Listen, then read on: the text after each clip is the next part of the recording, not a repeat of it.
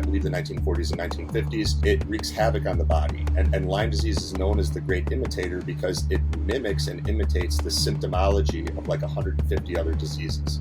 Men and women who were experiencing, let's say, difficulty losing weight, oftentimes they had toxic overload, parasites in the gut, and a variety of other things that needed to be addressed. And then when you address those things, the weight loss process became way more efficient. And different people accept and expect different things for themselves. And different people are willing to fight and work for the life that they know is possible and the dreams that they have in their heart. Biohacker and a performance coach, guiding people to better health. Our guest today on the Settle or Be Better podcast is Mr. Anthony, who's going to be talking to us about longevity, biohacking, and a lot more. So welcome, Mr. Anthony, and over to you. Why don't you begin by telling us a little bit about your personal health and well-being story and your current. Well, thank you, Sakshi, and I appreciate you having me on. I'm excited to talk with your people over there in India. Yeah, my background was I started off primarily focused on fitness and nutrition and mindset. And then in 2011, I ended up getting really sick. I saw 12 doctors over the course of a year trying to figure out what was going on with me. My body hurt. I had horrible brain fog. I was depressed, anxious. I felt like a shadow of myself, really. Still at the time had a lot of faith in, the allopathic Western medicine model. So after about the 12th doctor, I was like, okay, the definition of insanity is doing the same thing over again and expecting a different result. The same thing kept happening. They'd have me take my shirt off, turn my head and cough, and tell me, they're like, you're in better shape than I am. You're fine. But I wasn't. I'd lived 28 years feeling good and playing sports at a high level, and I was having trouble getting out of bed. So I knew I wasn't fine, but I also knew that continuing to, go to these 15-minute appointments with different specialists wasn't going to get me an answer to what was going on within my body. So I kind of started digging deep into nutritional neuroscience and functional medicine and looking at some of the root causes of what I was experiencing. I had gut issues and inflammation throughout my body, pretty much all these different symptoms, thyroid issues, hormonal imbalances, like you name it, I had the symptoms of it. And what we ended up finding, with the help of some people who were a little bit what I guess would be called unconventional, was that I had Lyme disease. So I had a low-level chronic infection, and Lyme disease is, for the people that aren't familiar, here's what's traditionally believed about it. I'm not saying this is the case or fact, but it is believed that you can get this bacteria called Borrelia burgdorferi through an insect bite, usually a tick. It very closely mimics the symptoms of syphilis, which, if your audience is familiar with the Tuskegee experiments, this is a sexually transmitted disease, but it was also being injected into people of African American descent in the United States in, I believe, the 1940s and 1950s. It wreaks havoc on the body. And Lyme disease is known as the great imitator because it mimics and imitates the symptomology of like 150 other diseases.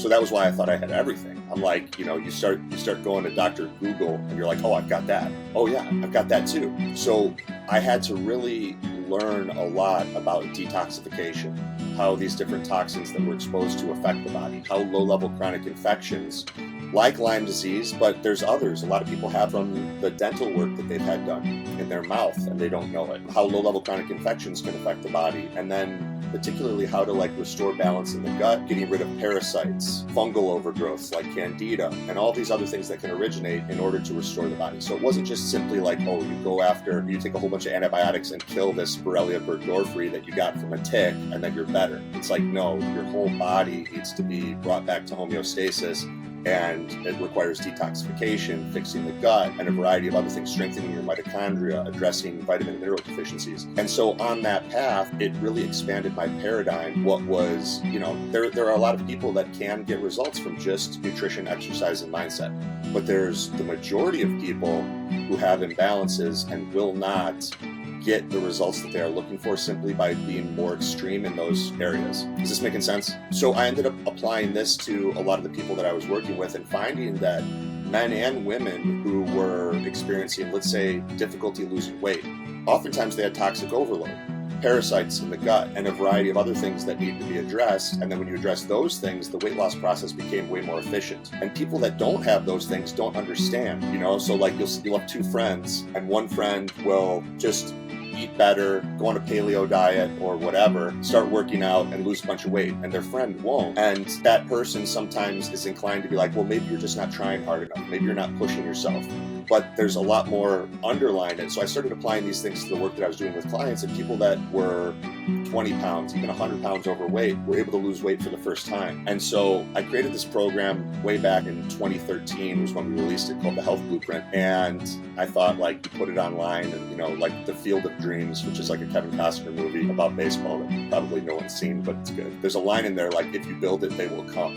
And I thought, like, if you create a program and put up a website, people will come and buy your stuff. And I realized that wasn't the case. So I had to learn how to also market and entice people to do things that were in their best interest, to take action in these areas. So I joined a mastermind in 2014 with a guy named Russell Brunson, who your audience may know. He started ClickFunnels. He's a big marketer. And I started learning how to do some of these things and build skill sets that I didn't know. And he was talking one day on stage, and he mentioned that he was exhausted. His company at the time was doing 10 or 15 million a year. He had 5 kids, and he said he would get home from work at the end of the day at like 5 or 6 o'clock, and he was exhausted. He would just like lay on the carpet, starfished out. His kids would want to play with him, but he didn't have the energy to play with them. And so I went up to him at the mastermind and I said, hey, if you want help, I can help you with that.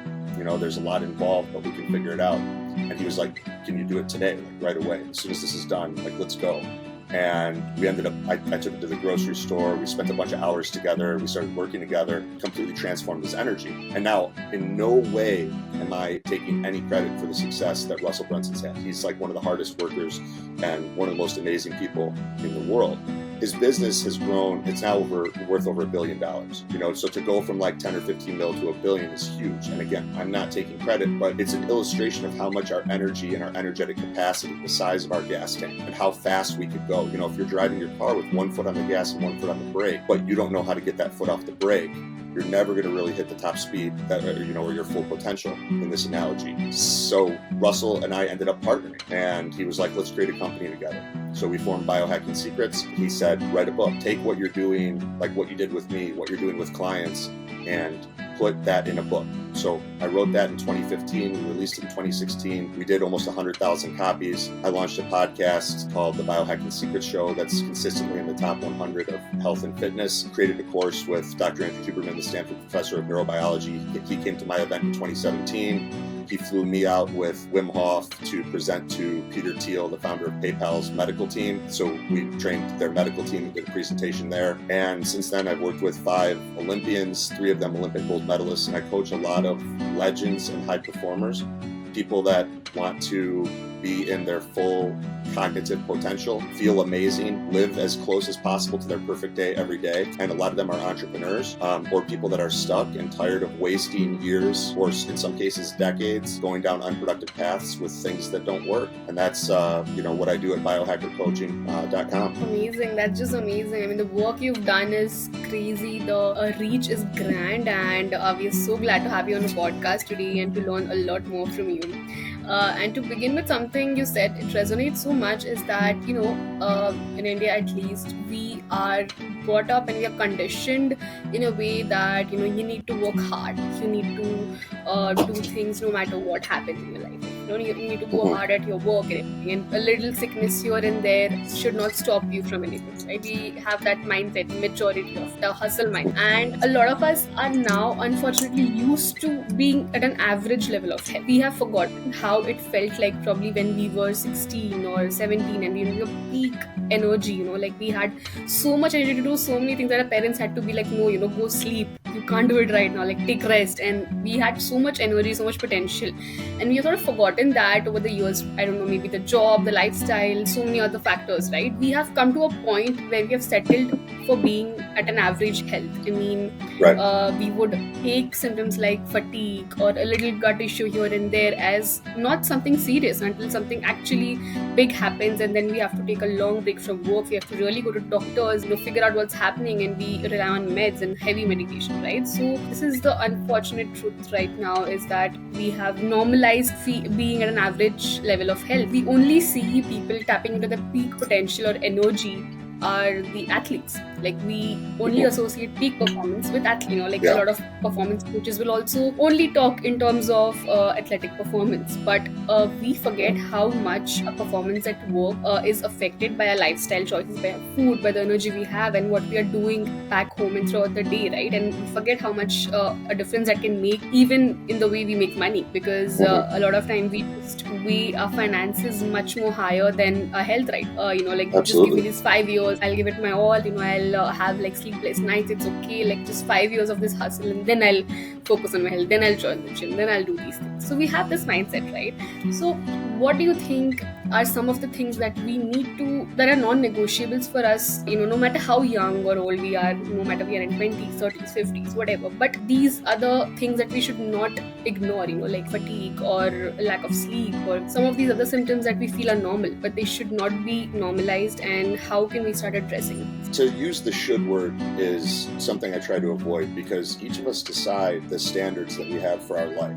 And typically we get in life what we accept, and different people accept and expect different things for themselves, and different people are willing to fight and work for the life that they know is possible and the dreams that they have in their heart, where other people are not. A lot of people surrender to shitty health and fatigue and brain fog. They're surrounded by people that have those things, and those people reinforce. They're like, oh, everyone feels that way, and they're like, oh, okay, good, then I'll keep doing what I'm doing. So I'm not really talking to those people. I don't work and try to appease or appeal to the majority of people. I try to appeal to the people who are interested in exploring and expanding the boundaries of their potential, and want to take this life experience and really see what they're capable of. So for those listeners, I'll speak to them. If there's a gap between where you are and where you want to be, then intelligently getting the right data is important. So let's speak a little bit generically first, then we can talk about labs and diagnostics and things. Any symptom that is a deviation from health, vitality, peace, presence, loving your life, for me, is something that I want to address. And I'm going to speak carefully because, a lot of algorithms and AI and things like that, if you talk about certain things, they steer ears and eyeballs away from your content. We're shadow banned on just about every platform, and that's okay. I'm fine with that, but I don't want to do that to other people. So let's speak carefully. I think a lot of this starts when we are babies, before we even have a choice. And there are certain things that are put into our bodies with needles that don't have an effect for sometimes decades. When you get to that 16, 20, 25-year range, they start to really take effect. And they include certain toxic metals interfere with our energy production, things like aluminum and mercury, etc. A lot of people, the older generation, dentists were putting mercury in people's mouths. They called it silver, but it's mercury. And there's a video on YouTube that you can search and find called The Smoking Tooth, where you're able to see that if you have like a dental amalgam, which is mercury in your mouth, every time it's exposed to heat, like 98.6 degrees, but even more so coffee and food and that sort of thing, it emits mercury vapor that goes to the brain and the adipose fat tissue, and it affects every aspect of our energy production and our cognitive performance and everything. So I think in the future, we're going to see more and more people really being prudent about which, if any, of those things they give their babies, because it does have a long-term and lifelong effect and can be difficult to get out of the body. Okay, so people can say what they want about that. There's a lot of technology and money that has been invested to impact people's perspective and mindset around it, and that's fine. I'm sharing my perspective. And again, everything that I share, I'm not a doctor. I don't pretend to be one. I've never read a medical textbook. I never will. And so this is all for entertainment and information purposes only,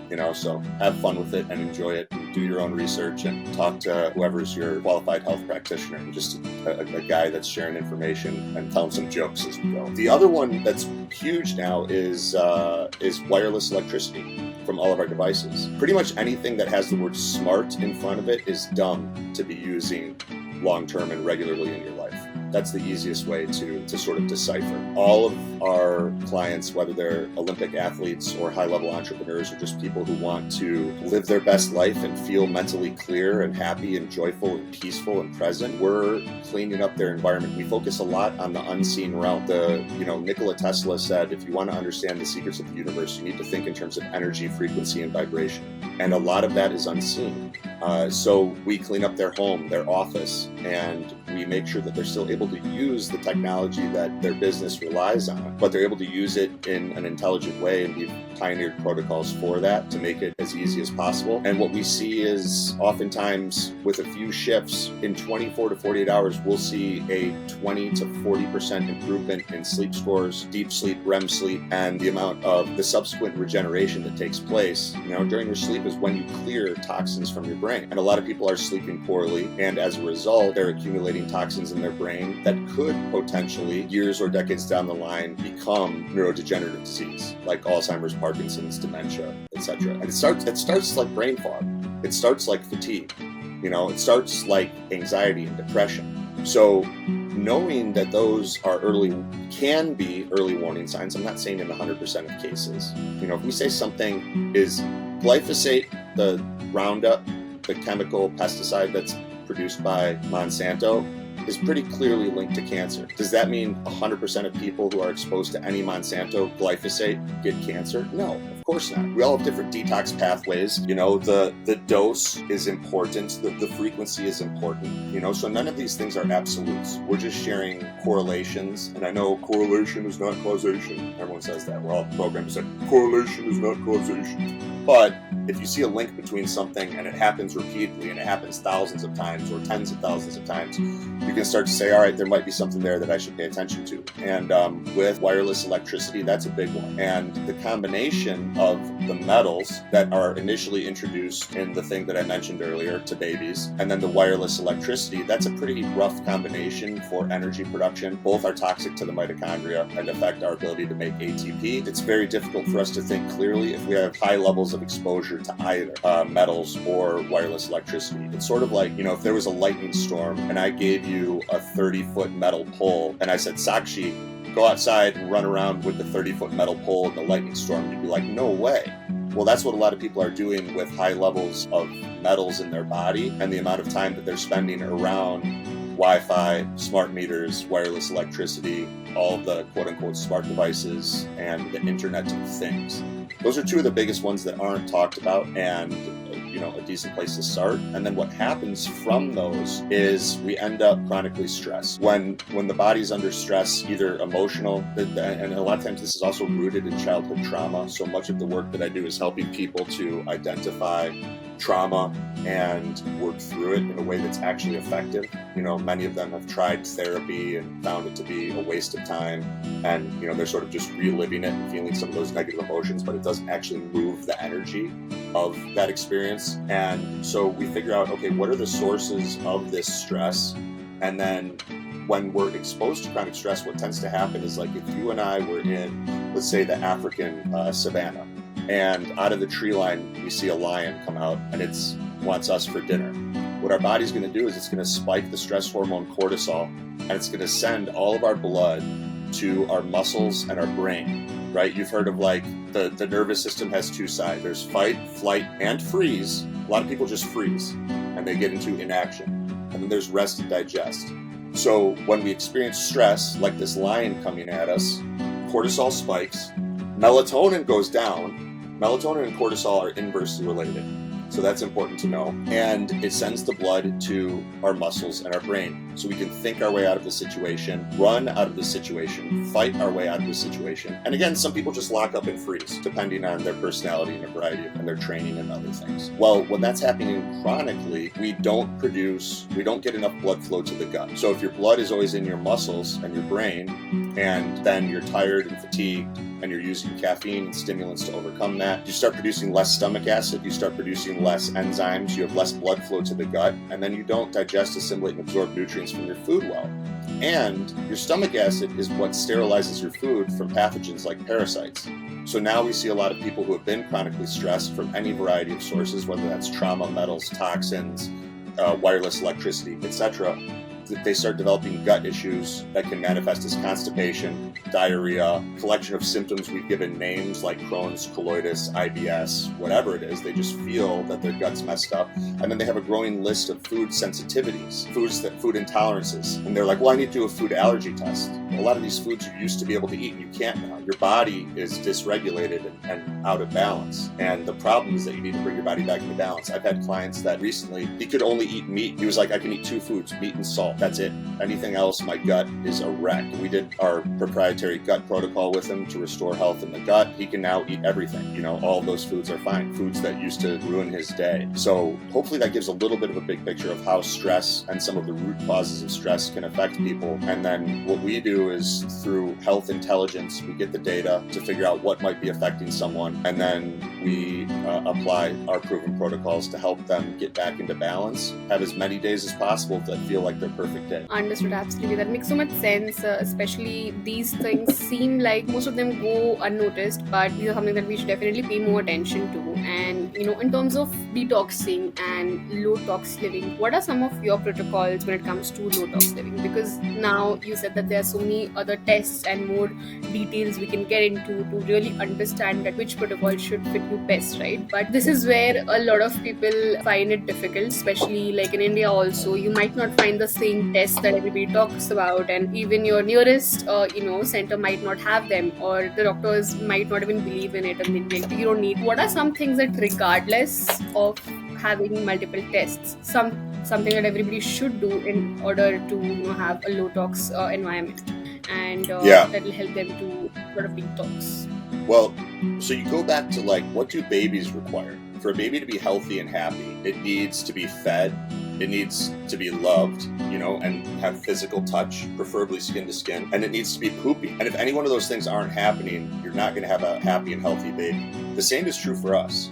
A lot of people are constipated or at least experience slow and suboptimal intestinal motility, which is the rate that food moves through their digestive tract and is eliminated. That's many. Now you have people at the other end of the spectrum, but we'll leave that out for now just to stay focused. What I do with a lot of our clients is we start by, if you think about which is eliminated because it is a toxin, we've extracted all of the beneficial constituents of it that the body needs, and now we're eliminating what we don't need. If that's spending more time in your body is toxic. And that's one of the biggest sources that a lot of people experience. I start by making sure that they're pooping, because you can't even do any detoxification protocol until someone's detox pathways, which include pooping, are opened up and optimized. So that's usually where we start. There are different herbs and things that can help with that. Your audience can look into that. Even people that don't realize that they're either dealing with constipation, that their poop volume is lower than it should be, or that they're experiencing slow transit time, of the waste through the gut. When we start with that protocol, they're like, oh my gosh, I'm pooping so much more and I'm eating the same amount, and then they start feeling lighter, they start feeling cleaner, and their mood is better. And all of a sudden it's a little bit easier for them to focus. And then you can start saying, all right, well, what other toxins might be present? A big one is pretty much tap water around the world is garbage. And it's got neurotoxins in it, like fluoride, for example. One of the biggest lies is that fluoride is good for our teeth. Not only is it not, but it's a neurotoxin that becomes aluminum in the body. There's a series of chemical reactions that take place where whether you're drinking fluoride or showering in fluoridated tap water, which most of the people listening to this probably are, that becomes aluminum in the body and brain. And a number of people and colleagues and physicians on our medical team, they've done brain autopsies. And brain autopsies of people that have neurodegenerative disease and Alzheimer's, there's a part of the brain called the corpus callosum that connects the left and right hemisphere of the brain. And many times during brain autopsies of people that have Alzheimer's, Parkinson's, and dementia, the corpus callosum looks like the foil wrapper of bubblegum, like metallic. And a lot of that is coming through tap water. And even people that filter their tap water, they're not filtering out fluoride, and they're still showering in it. Well, guess what? Your skin's your biggest organ, and that's still getting into your body. So these are some of the things that I say, we focus on the unseen realm, and we focus on the things that you won't find this on the mainstream podcasts because, anyway, I'm not getting into the reasons, but you won't. But the biggest things that affect us are often shadow banned, not allowed to be talked about, or they don't want them talked about. We've had one of the guys that I worked with for years, he called me up because his dad had got the shot that was released in 2021 and went from being a healthy guy in his 70s to having one of those turbo cancers. I'm not going to use that word again. So if you spell it backwards, it's called RECMAC, RECMAC. everyone hopefully understands what I'm saying. So I'm going to call it rec neck. You got a turbo rec neck, and my client called me and said, what can we do? Can you help him? I said, I don't want any friction. Again, I'm not a doctor. I'm not going to make claims, and I don't want to take money for something like this because I don't know if I can. But I will share some things that may be helpful and connect you with some people that may be able to help you apply them. But he said, well, also my dad is pretty deeply entrenched in conventional medicine in the system. He's like, it's not working, but he's very skeptical of anything that's not, down the middle, white coat, so on and so forth. And I said, well, then if you guys want to do this, we need to get tests beforehand to see where the different tumors and things are at. What size are they? Where are they located? So they did, and he had 6 in his bladder, and then he had another one that was a pretty substantial size close by. We put together a protocol. I paired him up with someone, and I said, you need to go do a 1-week intensive. Here's some of the different things that you need to do for those 6 days. It included light therapy, methylene blue, a whole bunch of stuff. I mean, he was there for 6 days doing a lot of different vitamin IVs and therapies and treatments. And at the end of 6 days, the tumor had shrunk significantly to the point where his conventional doctor said, I don't think we even need to do chemo right now based on where this is at. And all 6 of the tumors that were on his bladder were gone. Wow. So that's what's possible. It's just that there's a lot of money in that business, and this information is suppressed to keep people from knowing it. You know what? Maybe not. I'm not getting into I'm not making claims. I'm not saying why or anything like that. Some of it is really shocking. I mean, of course, I also knew that tap water consumption is harmful, but showering in it, I mean, that's something all first time, and that is something that almost would feel quite unavoidable for a lot of the population, because what should we do? We can't every day probably arrange filtered water to shower in, if you're showering 2 times a day and stuff like that, right? Is there something apart from that we can do alongside? There are shower filters that you could get that take out. There are shower filters that take out fluoride. It's not complicated. You don't need to put in. You don't need to get a distilled water tank and shower in that. No, you just get a shower filter that takes the fluoride and chlorine and bromide out. Those are the same chemicals that are responsible for a lot of the thyroid issues. There are a category of chemicals called halogens that in the body, they bind to receptor sites in the thyroid. So the thyroid uses iodine, the nutrient, to make thyroid hormone. If you're exposed to chlorine, that's in all pools, tap water, shower water, fluoride, bromide, when that gets into the body, it binds to the iodine receptor sites. And then your thyroid can't make thyroid hormone the way that it's supposed to. It's like you go to park in a parking spot, and then it's like the last parking spot in the parking lot, and then a car pulls in and parks there. You got nowhere to go. That's what's happening. Even if someone isn't deficient in iodine, if they're exposed to those things, they can't make thyroid hormone because the receptor sites are blocked. But what a lot of people will do is they won't think about that. They'll just take extra iodine or kelp or something like that, and then they wonder why their thyroid's messed up. So there's a lot of facets here that that aren't typically talked about, but have a very real effect on our health and vitality. And it's simpler than we think. A lot of people just, they start hearing it, especially if it's new, and they're like, no, just tell me what to eat. What's the magic food? Should I eat more blueberries? Can I have salmon every night? It's like, that doesn't do shit. You're wasting your time, and you're on an unproductive path, and it's an energy suck. You got to figure out what's actually going on with you. There is no perfect diet for everyone. And oftentimes the toxins and low-level chronic infections and traumas and bad habits are what's really driving things, not that you need to eat more walnuts or some bullshit. That makes so much sense. Thank you for sharing that. And also talking about gut health, because it is so important today. That's why we hear so often that a healthy gut is a happy life, right? In the end, if there's something we would want to begin with when we are focusing more on our health, is our gut health, right? So according to your gut health protocol, of course, like you just mentioned, nutrition can be very specific to the individual, and there's so many layers to it. Today, with so many podcasts, with so many biohackers, and within the biohacking community, people with really opposing nutrition opinions, right? What is it that you have come down to that works for you, or maybe majority of people? Of course, it can differ from person to person, but through carnivore, are you towards veganism? What is it, and how has it worked out for you, and how can people figure this out for themselves? As it relates to gut health? Well, with gut health, a lot of times you have to figure out what's going on. Many people have overgrowths of the gut, parasites, fungal overgrowth, or yeast overgrowth known as candida. These things happen usually because of toxins. They're actually protecting us or with life. And a lot of germ theory is a theory. It doesn't actually check out. There's a book written by Dr. Thomas Cowan called The Contagion Myth. I recommend that for your audience. There's another book called The Invisible Rainbow that talks about the effects. Basically that every major quote-unquote pandemic in history has correlated with a huge change in our electromagnetic environment. So like a lot of people have heard when power lines were introduced, over 1 million people died. They called it the flu. We heard about the Spanish flu a lot recently in 2020. That was when radio came out. And it goes on and on. Every major release, radar, etc., has correlated with a big change in our electromagnetic environment. I'm not saying that's the cause, but I am saying that we are electrical beings, and the electricity in our body that we receive through a variety of means, but the sun is a big one, the earth is a big one, our food is a big one, our movement, our thoughts, our feelings and emotions, those are all big ones. The people that we spend time with, it all affects the electricity flowing through our body. Even our biomechanics, our structural alignment, that all affects how electricity flows through our body. And it is bi-directional with our hormone production and the chemical. So we have to have a bigger paradigm. When things are off with the gut, it's usually because there are toxins like metals, and the individual has been, or the person has been in chronic stress for a long period of time.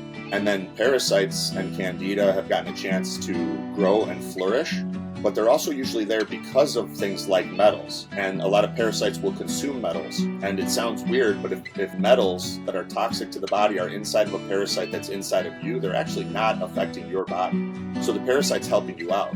So the mistake that some people will make is they'll try to just get rid of the parasites or get rid of the candida, the yeast and fungal overgrowth, or they'll say, I have dysbiosis, I have small intestinal bacterial overgrowth, and they'll try to just take herbs or medications to kill that. They don't address the root cause, which are the toxins and chronic stress and things that led to it, and then they stay in a loop where they'll feel a little bit better for 1 to maybe 6 months, and then it'll come back because it's actually helping them out.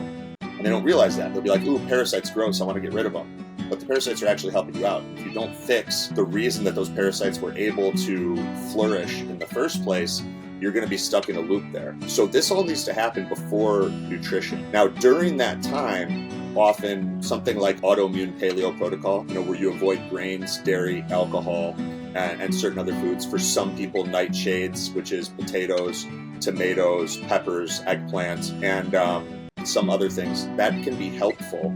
Certainly want to avoid pork. Sometimes with parasites and overgrowths in the gut, decreasing, you get what is labeled as an autoimmune response.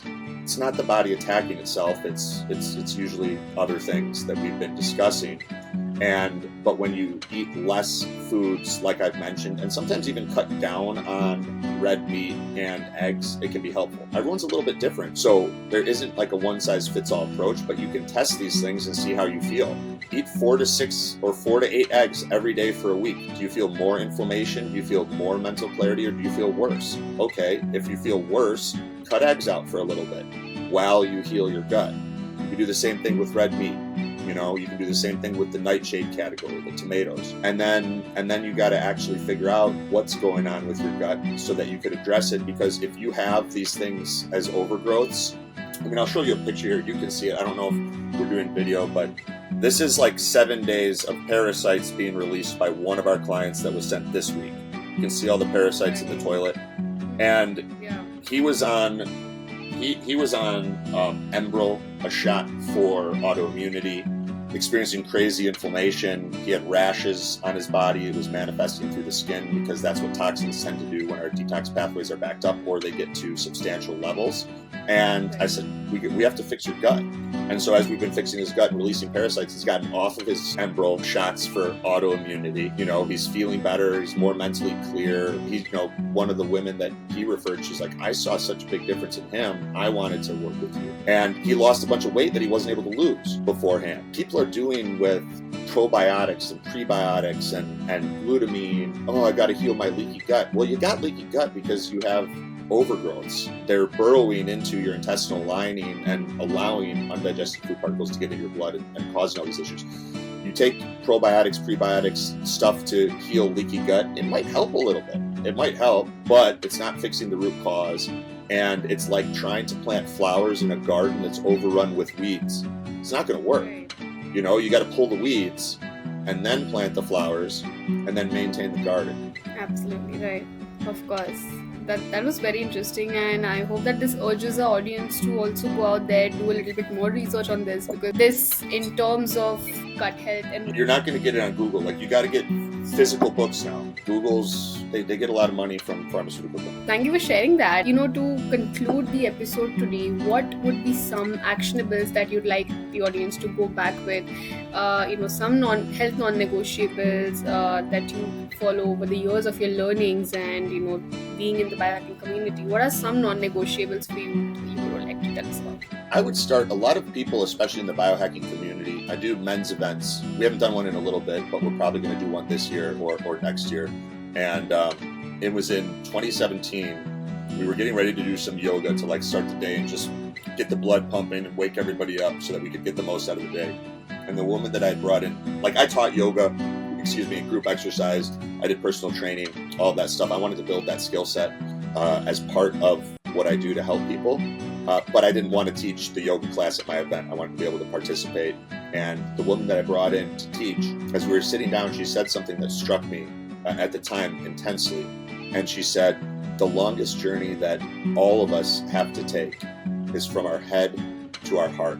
And a lot of people in the biohacking community are overly analytical. They spend way too much time in their head, and they're cut off from their superpower, which are their feelings and emotions. And so what I would suggest for anyone listening is to start that journey, especially if that statement resonated with you, that the longest journey that all of us have to take is from our head to our heart. If you're spending too much time in your head, you are cut off from your superpower, and there is no habit that will address that. Besides you setting the intention to start the journey and to start reconnecting with your feelings and emotions and bringing more awareness and consciousness to the feelings and emotions that you are experiencing. Sometimes with clients, I'll have them start a simple journal where I'll say, we experience emotions and feelings on an intensity. So let's just say it's from 1 to 10. And 10 is extremely intense and 1 is not very intense. Ignore the ones that are like 1 to 4, but throughout the day, when you experience ones that are 5 to 10, just make a note of what that feeling and or emotion was, what the intensity was, and then if there was a thought, behavior, experience, any sort of prompt or trigger, as is a popular word these days. And as you do that over an extended period of time, you can start to develop a greater awareness of your feelings and emotions, and you start making that journey. And you can start noticing the things, the people, the situations that bring joy and love and peace and positive, uplifting emotions to your life. Does listening to a certain type of music make you feel really good? Or does it kind of make you angry and aggressive or whatnot? Are the lyrics pure and positive? Or are they talking about degrading women and, things that are anti-life? How many, killing people and all of that stuff. You start to notice things more. And that simple journaling, you can just do it on a note on your phone, and it can be simple bullet points. It takes a few seconds, but that allows you to start walking that path. That's more important than any biohack, I think. And getting outside, connect. A lot of the best biohacks are free. Get a tan. Get your vitamin D levels above 70 from actual sunlight, not supplements.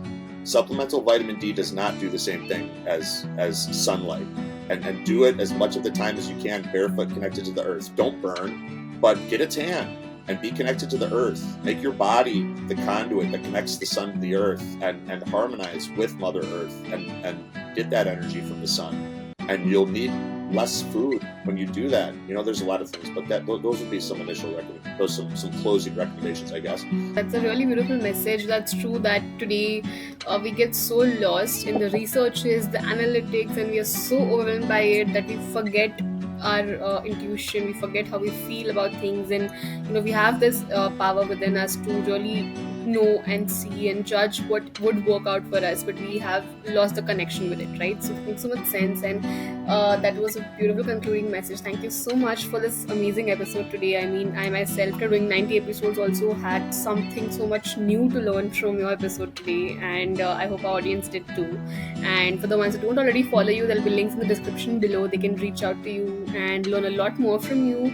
and hopefully probably connect with you and get to work with you for their own better health, right? So thank you so much once again, Anthony, for being here today. Thank you, Sakshi. Appreciate you having me on.